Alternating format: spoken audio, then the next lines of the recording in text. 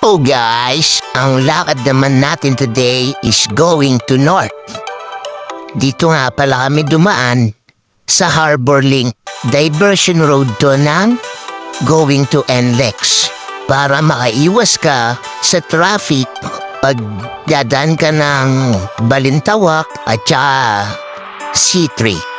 Ang gala natin today is going to San Simon, Pampanga. May titignan tayong isang unit dun guys. Medyo sariwa pa at maganda. Ang Honda 2006 model.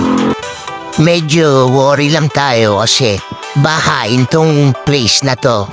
So natin siyang i-check mula dun sa carpet at saka dun sa mga amoy ng loob. Dahil hindi nawawala basta yung pagkakulob ng basa or pag nabaha yung isang sasakyan. And syempre, i-road test na rin natin para sigurado.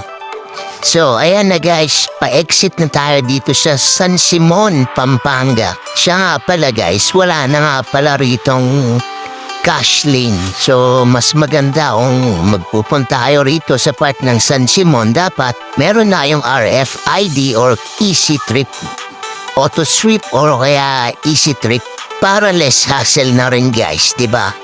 So, ayan na guys yung mga sinasabi ko na bahain tong place na to. Imagine no, dito mismo sa pagkaliwa namin, pag-exit ng San Simon, edambaha diba guys? So, dito na kami ngayon sa location, andun yung natitignan natin. So, eto na nga. And ang may-ari nga is si Ma'am. Bait naman si Ma'am, man. Very siguro siya na rin sa mga katangian niya ng mga taga Pampanga. So, ayan, chinek na natin agad yung mga importante na dapat natin tignan, gaya ng mga documents and pinakamari na niya para sigurado na wala tayong magiging problema dahil malayo yung tatakbuhin natin. May ilang oras din from Pampanga to Manila. Ayan na nga, okay na rin naman. And na-check na natin lahat, so magbabayaran na sila ngayon. And kukunin natin tong unit. After nito, syempre, kakain naman tayo, maghanap tayo ng mga specialty rin dito sa Pampanga. Kaya nag-picture taking na kami para makauwi na kami ng maaga. So ayun na nga, nandito na nga kami sa isang restaurant. Pero parang hindi naman Pampanga to kasi Habibi yung nakasulat eh.